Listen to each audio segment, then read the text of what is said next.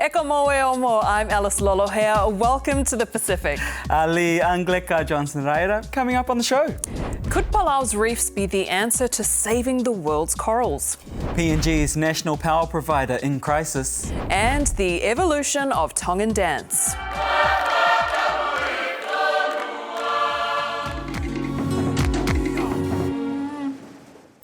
First though, Alice with some news and plenty happening in our region, starting with a major drug bust in Vanuatu.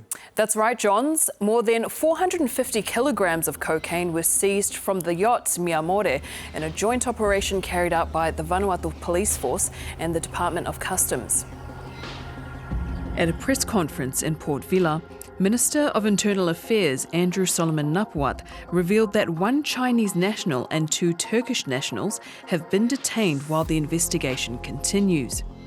The minister added that the seizure reflects the growing challenges faced by the region in combating transnational crime. The bust comes as Fiji last week handed down the biggest drug sentences in the country's history over a plot to import more than 4 tons of methamphetamine. And the UN Secretary-General has been in PNG this week? He has, and in an address to the nation's parliament, UN Chief Antonio Guterres congratulated PNG for its global leadership role on climate change. He said the first lesson Papua New Guinea had taught the world was the art of forging consensus through dialogue. We must be ever vigilant in safeguarding these crucial ecosystems, and we have made the case that national protection deserves global support. You have emphasized that climate change is a driver of poverty and been a strong moral voice for climate finance. It's the first visit by a UN Secretary-General to Papua New Guinea, and it comes ahead of celebrations commemorating the 50th anniversary of PNG's independence.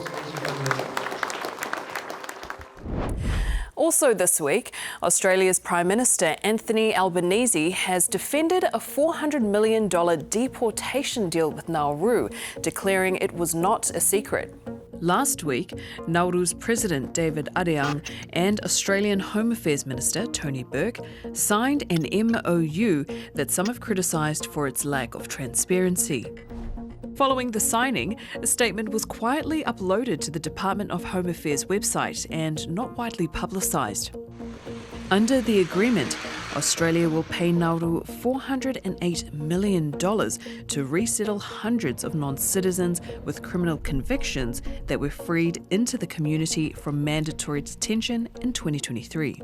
But Home Affairs has now revealed the deal is forecast to cost more than $2 billion over 30 years, with Australia paying an additional $70 million a year for the life of the agreement. These are people who do not have a legitimate reason to stay in Australia. You're paying off a poor country to take them. People who have no right to be here need to be found somewhere to go. The deal has attracted sharp criticism from human rights lawyers and members of the crossbench, who say it's a cynical attempt to shunt a problem Australia has off to a smaller, poorer nation.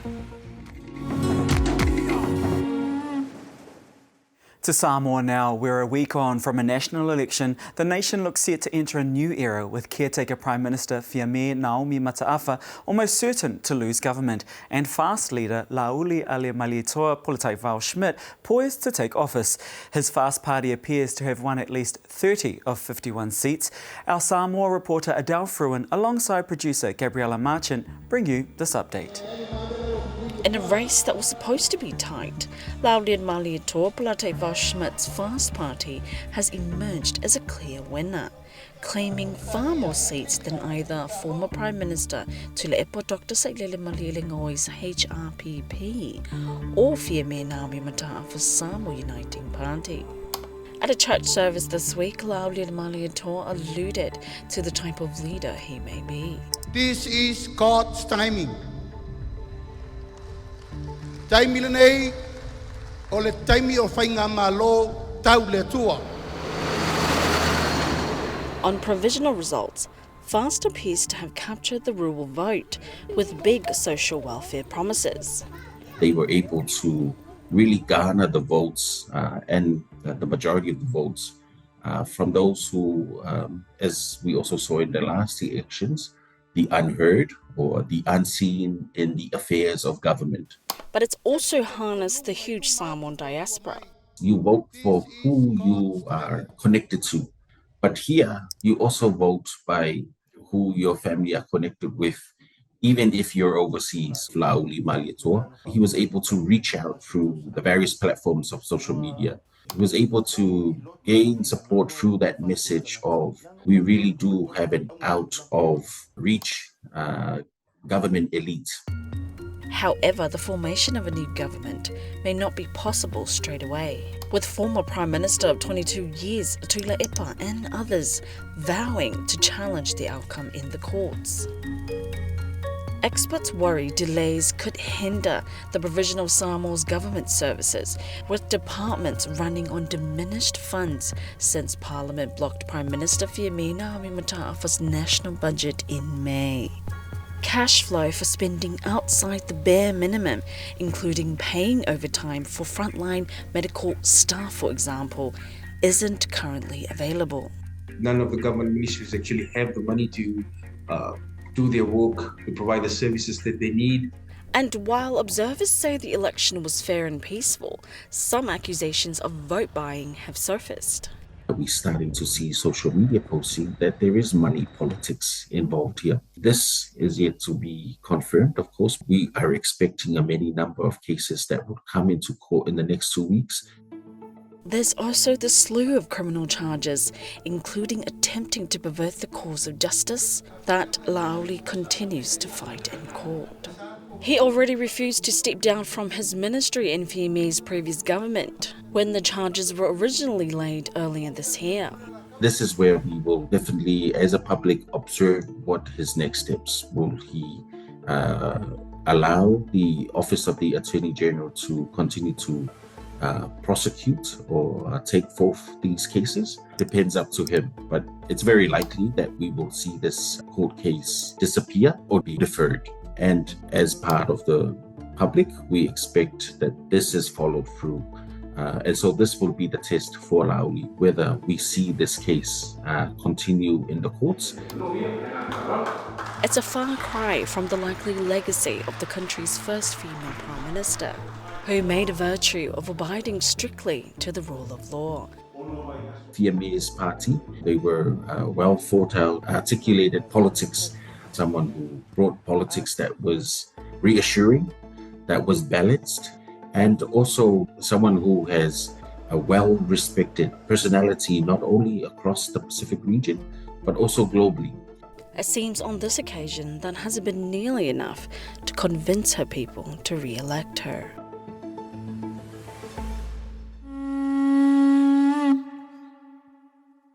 Across the Pacific, warming ocean temperatures are causing our coral reefs to suffer. Catastrophic mass bleaching events are becoming the new normal. Now scientists in Palau are experimenting to see if human intervention can save our reefs. Our reporter Hugo Hodge was in Palau.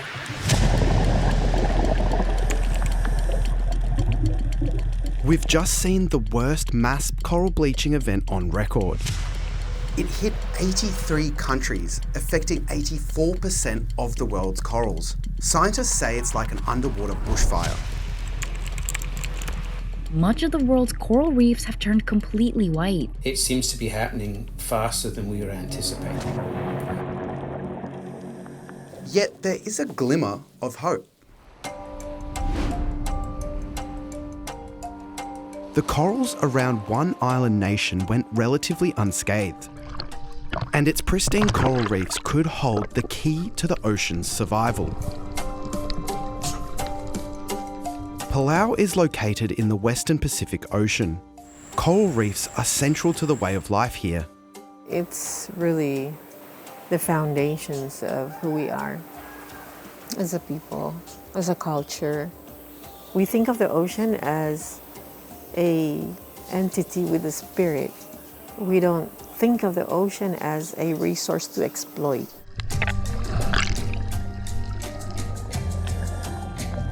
Palau's reefs are in great shape, and international scientists are drawn here to understand why.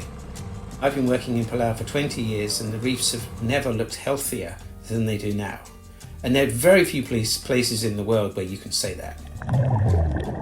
Palau's corals are less susceptible to bleaching, a stress response when the water gets too warm.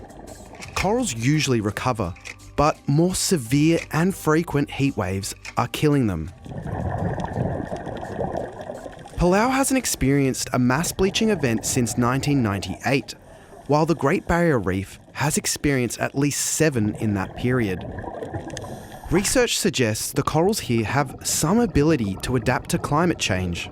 It's been remarkable that for a small country, Palau has led the way in the study of how corals acquire thermal tolerance.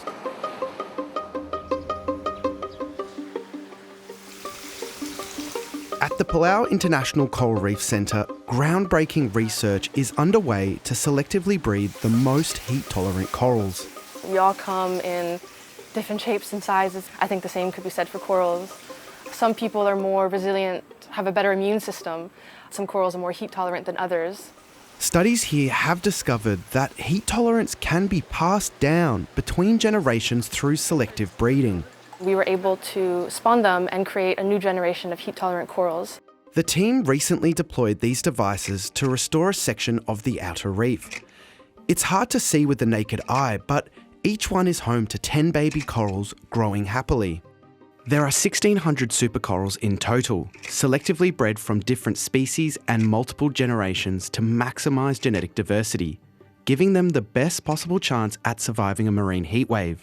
We don't know if we select, we produce coral that really have a high heat tolerance. What happens if we outplant them on the reef? Do they survive? Do they grow? What's going on next? Similar research is underway in Australia to selectively breed supercorals. But scientists there have a warning for Palau. So this kind of selective breeding work has really started to ramp up in the last few years, mostly because people have seen their restoration efforts fail. Dr. Quigley is running selective breeding experiments with corals from Ningaloo Reef on Australia's northwest coast, which has similar conditions to Palau's reefs. So we could call them like lucky reefs. They are in environmental conditions that are kind of buffering some of that heat. And indeed, we thought that Ningaloo was a reef like that. Ningaloo has just experienced a catastrophic mass bleaching event, its worst on record. I think Ningaloo shows us this year that it's only a matter of time for even those lucky reefs. The global coral community are eagerly watching what's happening in Palau, holding hope that their scientific advancements will give corals worldwide a fighting chance. Back in Palau, Anne is a little sceptical that human intervention will save our reefs. For myself, as a Palauan person, when I think about a super reef, I don't really think about the technical aspect of how this is a new discovery of a potential solution to addressing climate change. I think that nature has its own way of caring for itself that is beyond us humans. Maybe Palau's heat-tolerant corals are a sign that Mother Nature will look after herself in the end. Modelling shows corals can adapt naturally if global warming is limited to maximum 2 degrees Celsius. But last year was the hottest on record, with temperatures exceeding 1.5 degrees Celsius. And the world has already lost 30 to 50% of its coral reefs. I think that's really important that we don't greenwash these kind of methods and that we're very clear that this is going to give us a little bit more time. Is it our selective breeding being the solution in the future to save coral reef? We know that we are not there yet. It is feasible. It's a lot of work, but we need more people doing this because we are running out of time. Whether it'll be enough to withstand the severity of future heat waves, we don't know. But there is one thing coral experts can agree on. The long-term solution is emissions reductions. We really need to work on reduction of CO2 emission and greenhouse gases emission. So really work on this climate policy.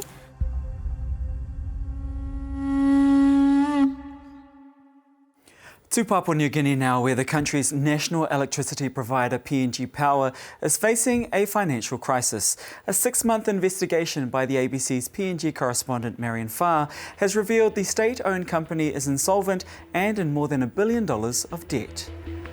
Less than 1 in 5 Papua New Guineans have access to mains power, and those that do endure sweeping blackouts and damaging surges. Most of the machines here have been damaged by power.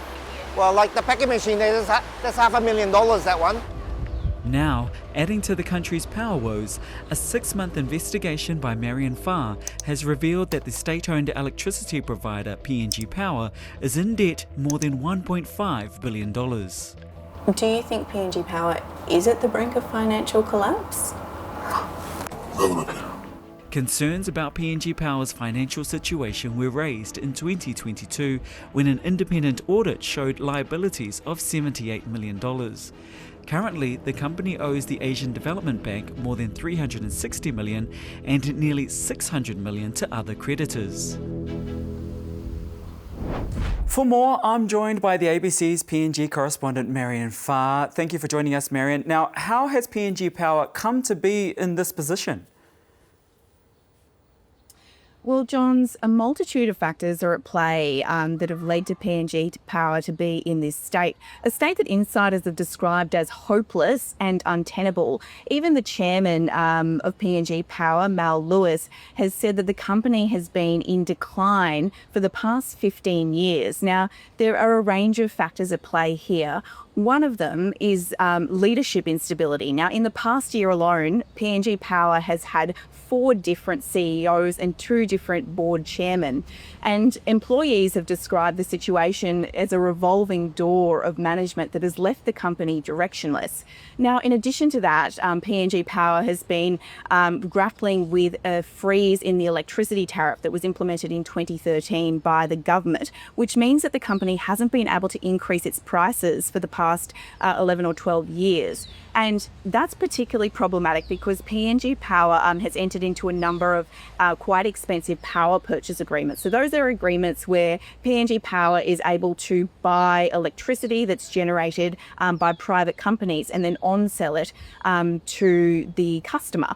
But those power purchase agreements in those power purchase agreements, PNG Power is actually paying more to buy the power than it can sell it for. So obviously it's losing money in that regard. But company insiders say the problems go even deeper than that, and they've put some of the issues down to corruption and fiscal mismanagement. Now, we spoke to a number of whistleblowers. Here's what one of them had to say. And as a nation, and as a company, we're still struggling to provide a reliable power to the people. There's a huge systematic corruption in this country. The people need to speak up. Now, Marian, you also mentioned in your investigation that access to reliable power is a long-standing problem in PNG. What sort of issues are people and businesses facing? Well, Johns, anyone that lives in PNG is no stranger to power blackouts. Now, here in Port Moresby, we do have it a little bit better, although we do have regular power outages. But as soon as you go out of the capital, blackouts are sometimes a daily occurrence. And there are places that will even go days or weeks without power. And so that obviously affects individuals, but it also impacts businesses. Now, some of your viewers might be familiar with Snacks biscuits. They're a very iconic product here in PNG. We actually went to the factory where those biscuits are made, and we found out that the factory owner, Ian Chow, has actually decided to run his entire operation off diesel generators, even though he has access to mains power. And that's simply because he can't afford to be dealing with regular blackouts. On the one hand, it's a fire risk. So when the power goes out, the fans in the oven stop and they heat up really quickly, and that can cause a fire in the factory. But also every time the power goes out, you have to reset your computers and recalibrate your machinery, and it's a big loss of production time. And that's not an uncommon story across PNG. There are a lot of businesses that are operating entirely off diesel generators, and you can imagine how expensive that is, but it's just part of doing business here in PNG. Has there been any reaction since your story was published? Well, Johns, I think that this is a story that everyone in PNG can relate to because they deal with the everyday impacts of this issue. And we've seen people, speaking up and calling for more reliable power. We've even seen calls for a commission of inquiry. Now, the ABC put detailed questions to PNG Power about the financial issues it's facing. We haven't received a direct response, but in a separate statement, the CEO of PNG Power, Paul Bailey, said that the company is investing $50 million to improve revenue losses and that it's increased its revenue by 16%. Now, it's unclear exactly what time frame and how it's achieved that, but it says it is addressing the issue. We also spoke to PNG Prime Minister James Marape about this topic. Now, he says he won't be holding a commission of inquiry at this stage, but he has asked for a detailed report into the state of PNG Power. Let's have a little listen to what he had to say. Very concerned. I've asked for a full report on where we are in terms of the company standing, the entire creditors listing, as well as the status of the company to date. So the minister concerned and the KCH, I'm awaiting a report from them, and as soon as I have a full report, then we will see what we need to do with PNG Power. The ABC's PNG correspondent, Marion Farr there. Thank you very much for joining us. Thanks, Johns. Dance is an important element of any Pacific culture. It carries ancient songs and stories into the present, and it's a marker of our cultural identity. And if it's one thing I know about Tongans is that they love to dance. Some not in rhythm, but that's okay. Tongans also love to give their opinion, especially when it comes to the fusion of tradition and innovation. How much of Tonga's traditional dance is really Tongan? Does it matter? And what does it mean for modern dance and cultural practitioners? This is the Tau Olunga, one of Tonga's most recognisable dances, usually performed at events by young women either solo or in a large group. And while Tongans are proud of their cultural heritage, it's been pointed out. This Tau Olunga dance of Tonga was adopted from Samoa many centuries ago. In the past, scholars have highlighted the Tau Olunga's Samoan origins, and it's a narrative that's often repeated today. I always disagree with people when they say we stole it from Samoa. No, we have our own. Mirika Pusiaki Fifita is the founder of the Fe'unukola Global Academy that teaches Tongan performing arts. Hailing from the village of Lopaha, Milika comes from a famous line of punake, or master performing artists. And when Christianity hit our shores, they banned some of the ancient dances. She's conducted extensive research into Tongan dance forms.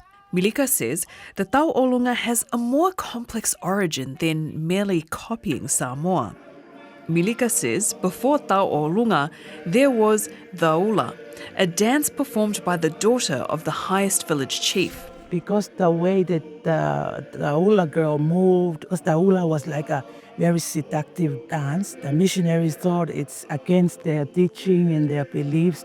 The ban was serious enough that missionaries imposed fines on people who performed these dances. But Milika says that while Tongans embraced Christianity, they were reluctant to part with their dancing.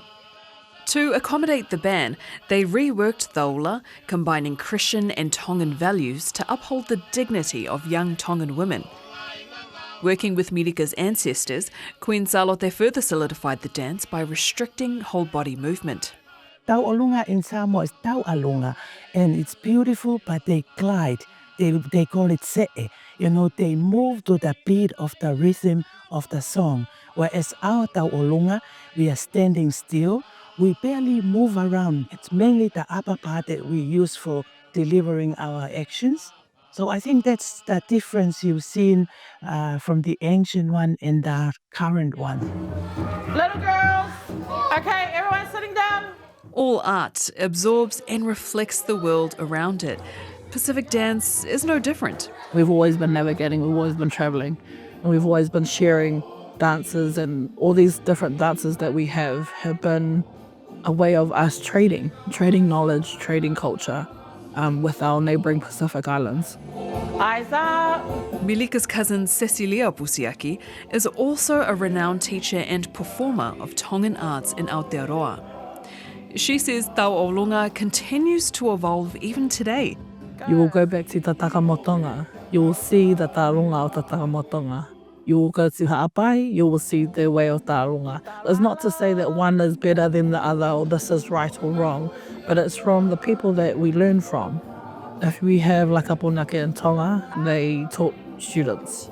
Those students now migrate overseas. Those students are now, lotolahi, they're courageous to venture out and start teaching.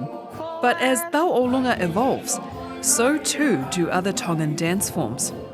Nowadays, there are many practitioners that experiment. Polyfest, one of the biggest cultural high school competitions in the world, is just the place to find out. It's one of the most prominent stages for Tongan dance, and you won't just find Tau'olunga. It's also where you'll see schools experiment, blurring the lines between traditional and contemporary. In 2024, Manurewa High School's performance caused some controversy with their interpretation of the Queen Salote song Siueli Oi Pasifiki, or Jewel of the Pacific.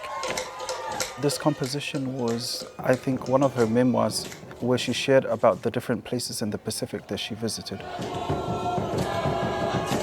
It was intentionally not authentically Tongan.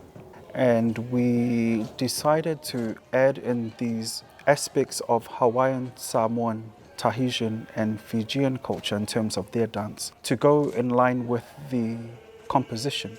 Milika says platforms like Polyfest are the places to express creativity and experiment. I think for Polyfest, it's more into the contemporary content of our culture. But we must know that if the princess visits or people of higher status in our society, then it's more appropriate to teach a traditional ones.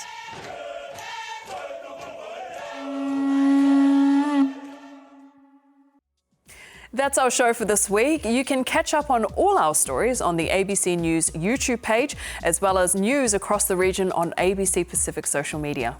So far, so forth.